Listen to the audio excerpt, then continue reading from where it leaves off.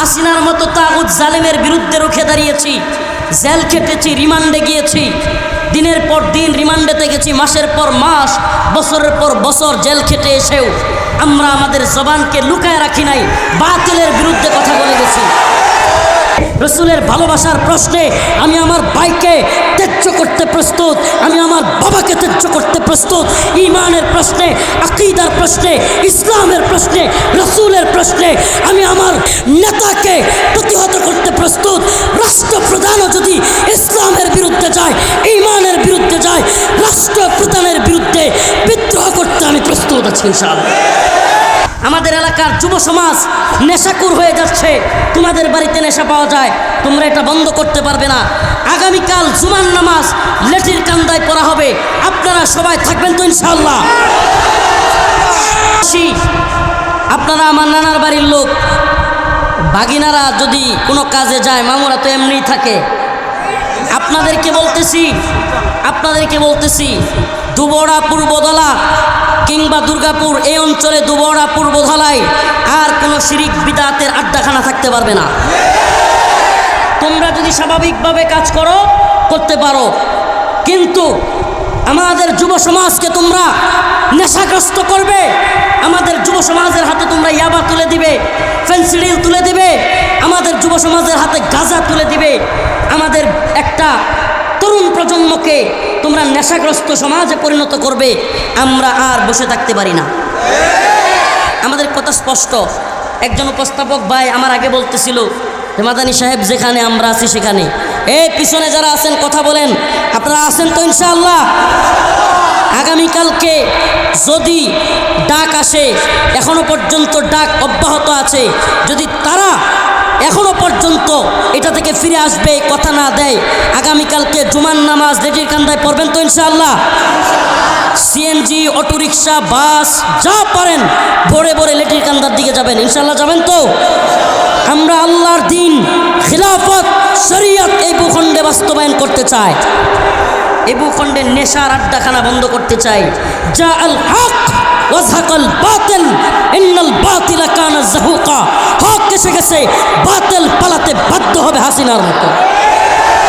সমস্ত বাতিলদেরকে পালাতে হবে। এই সমাজ হালালের সমাজ হবে, এই সমাজ ঈমানের সমাজ হবে। কুফর থেকে, জুলুম থেকে মুক্ত সমাজ আমরা গড়ে তুলব ইনশাআল্লাহ। আমি বেশি দেরি করতে পারবো না। আমি ঘোষণা দেওয়ার পরে, লাইভে আসার পরে আলহামদুলিল্লাহ শত শত যুবক অলরেডি বাড়ির চারপাশে ঘুরতেছে। এরা অনেকে কয় হুজুর কালকে দরকার নাই, রাত্রেই কোন ভেঙে। আমি বলছি দাঁড়াও, যদি এরা আমাদের সাথে চলে আসে, এরা আমাদের আত্মীয়, এরা আমাদের দূরের কেউ না, এদের সাথে আমাদের পারিবারিক বন্ধন আছে। আমরা চাই না এদের কোনো ক্ষতি হোক, কিন্তু ঈমান এবং কুফরের সংজ্ঞায় আত্মীয়তা চলে না। আল্লাহর নবীর সবচাইতে প্রিয় সাহাবী হযরতে আবু বকর বদরের যুদ্ধে গেলেন। ওই যুদ্ধে ওনার সন্তান ওনার বিরুদ্ধে, তখনও মুসলমান হয় নাই। হঠাৎ করে যুদ্ধের পরে একদিন বলতেছে, আব্বা আমি তোমারে দেখছি, কিন্তু তোমার দিকে তরবারি দিয়া দৌড়ে যায় নাই। কয় আল্লাহ বাঁচাইছে। আবু বকর রাদিয়াল্লাহু আনহু কয় আমি তোরে দেখি নাই, তাইলে আমি তোরে কিন্তু সাইজ করে লাইতাম। সুবহানাল্লাহ কোন। ঈমান কুফরের সংজ্ঞায় বাবাকে ছেলেকে এটা বোঝা যাবে না। ঈমান কুফরের সংজ্ঞায় ভাইকে এটা বোঝা যাবে না। ঈমানের সাথে যদি তোমার সমস্যা হয়, তুমি ভাই, তুমি আমার নেতা, তুমি আমার চাচা, তুমি আমার বাবা, আমরা কিছুই বুঝি না। ঈমানের পক্ষে থাকবা আলহামদুলিল্লাহ। আপনারা শুনলে আরও অবাক হবেন। আলহামদুলিল্লাহ ওদের কিছু লোকই, ওদের আত্মীয় ভাই, এমন অনেকে ঈমান বুঝে, দিন বুঝে, এরাই কইতেছে ভাই আমরা তোমার সাথে আছি। আলহামদুলিল্লাহ কোন। এরা এসে আমার বলতেছে ভাই আমি তো তোমাদের সাথে আছি। ঈমানের কথায় আমরা আর এখানে গাঁজা মদ হবে, শিরিক বিদআত হবে, আমরা এটাতে নাই। আলহামদুলিল্লাহ, আল্লাহ পাক সমস্ত শিরিক বিদআত বন্ধ করুক। সবাই বলে না আমিন। আজকের পরে নাচা গানা আর যদি তারা নেশা এগুলো করতে চায়, উরসের নামে বন্ডামি করতে চায়, ইনশাআল্লাহ আপনারা অ্যালার্ট থাকবেন। আমি যদি ডাক দেই, প্রত্যেকটা রাস্তার মোড়ে মোড়ে, এই পাগলবাড়ির প্রত্যেকটা রাস্তার মোড়ে মোড়ে শত শত যুবক ভলান্টিয়ার দিয়া এক একটা নেশাখোরকে থাপড়ে বাড়িতে পাঠায় দেওয়া হবে। রাজি আছেন তো ইনশাআল্লাহ? প্রত্যেকটা রাস্তায় আমরা পাহারা দিব। কোনো নেশাখোর, কোনো মদখোর, গাঁজাখোর বন্ডামি করবার জন্য পাগল বাড়িতে যেতে পারবে না। ভলান্টিয়ার হওয়ার জন্য ইমানের রাজি আছেন তো ইনশাআল্লাহ? হাত তুলেন। আর শিরিকের বিরুদ্ধে ইমানের পক্ষে দাঁড়াবার জন্য রাজি আছেন তো ইনশাআল্লাহ? আমরা বিশৃঙ্খলা চাই না, বিশৃঙ্খলা চাই না, কিন্তু শিরিক বিদাত এগুলোকে আমরা প্রশ্রয় দিতেও পারি না। যা আল হক ওয়াজহাকাল বাতিল ইন্নাল বাতিলা কানা যাহুকা। সুবহানাল্লাহ। আল্লাহর নবী সাল্লাল্লাহু আলাইহি সাল্লামের সাথে একদিন মক্কার এক কাফের দেখা করতে আসছে। রসুল তখন মদিনায়। রাসূলুল্লাহ সাল্লাল্লাহু আলাইহি সাল্লামের সাথে দেখা করতে আইসা আল্লাহর নবীর দাড়ি ধরতে গেছে, নাউজুবিল্লাহ। হঠাৎ করে আবু বকর রাদিয়াল্লাহু আনহু তরবারিটা নিয়ে ওর হাত থেকে এইভাবে হাতটা সরাইয়া দিছে।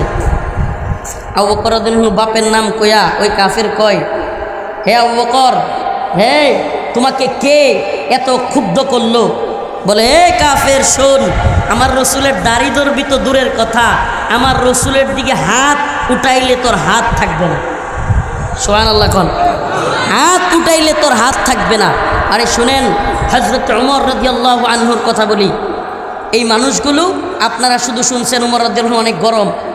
আপনাদেরকে মজার কথা একটা ঘটনা শোনাই।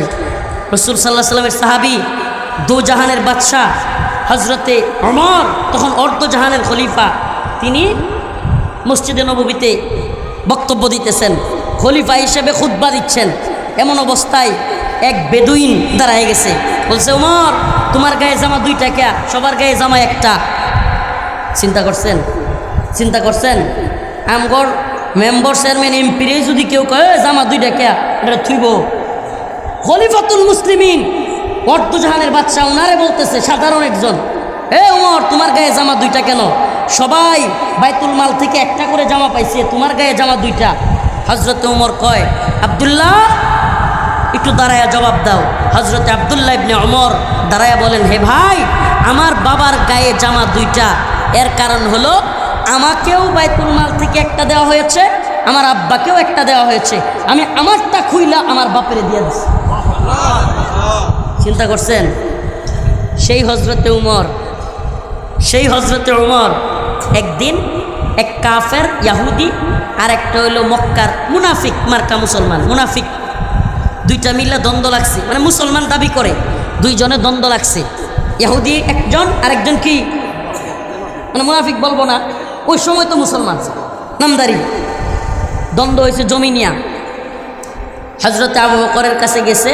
হযরতে আবু বকর ন্যায় বিচার করেছেন, ফাইসালা গেছে ইয়াহুদির পক্ষে। কার পক্ষে? ফাইসালা কার পক্ষে গেছে? সে কয়, আমি বিচার মানি না। নামদারি মুসলমানটা কি কয়? আমি বিচার মানি না। এবার গেছে রাসূলুল্লাহ সাল্লাল্লাহু আলাইহি সাল্লামের কাছে। রাসূল সাল্লাল্লাহু আলাইহি সাল্লাম বিচার করলেন, সেটাও ইয়াহুদির পক্ষে চলে আসলো। কারণ সঠিক বিচার, ইসলাম এমন এক ধর্ম, সঠিক বিচারের ক্ষেত্রে অন্য ধর্মের লোক হলেও বিচার।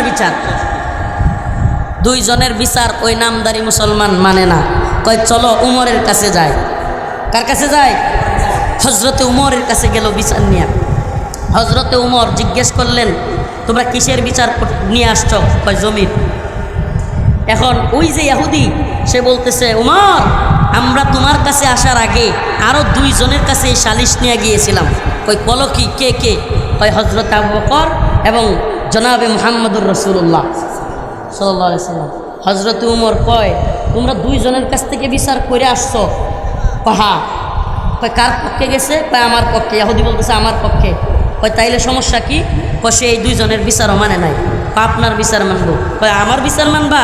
একটু বসো, আমি ঘর থেকে আসি। কয়, একটু আমি ঘর থেকে আসি। ঘর থেকে হযরত উমর উন্মুক্ত তরবারি নিয়ে আইসাই কল্লা ফেলাই দিছে। কল্লা কাটটা ফেলছে, নামদারি মুসলমান মুনাফিক ফেলে দিছে। আমি দুইটা ঘটনার একটু আপনাদেরকে আবারও বলতে চাই। এক জায়গায় উনি খলিফাতুল মুসলিমিন, এক জায়গায় উনি কি খলিফাতুল মুসলিমিন, উনাকে সরাসরি টার্গেট করে বলল, উমর তোমার গায়ে দুইটা জামা কেন? উনি মারেন নাই, কিছুই করেন নাই, এমনকি কথাও বলেন নাই। উনার ছেলেকে বললেন, বেটা জবাব দাও। তার ছেলে দাঁড়ায়া বলল, আমার গায়ের জামা আমি বাপেরে দিয়ে দিছি। অথচ আরেক জায়গায় রসুলের বিচার মানে নাই, সাথে সাথে উমরের তরবারি কল্লাই চলে গেছে।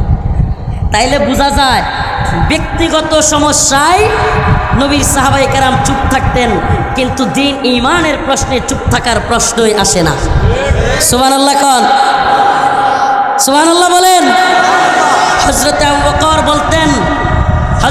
বকর বলতেন দ্বীনের ক্ষতি হবে আর ওয়ানা হাই, আমি আবু বকর জীবিত থাকব, এটা একসাথে হতে পারে দ্বীন ঈমানের। এই জন্য আমি আবার বলি, আমার আত্মীয় স্বজন, আমার পাগল বাড়িতে আত্মীয়তার সম্পর্ক, কিন্তু আত্মীয়তার সম্পর্ক ঈমানের ঊর্ধ্বে উঠতে পারে।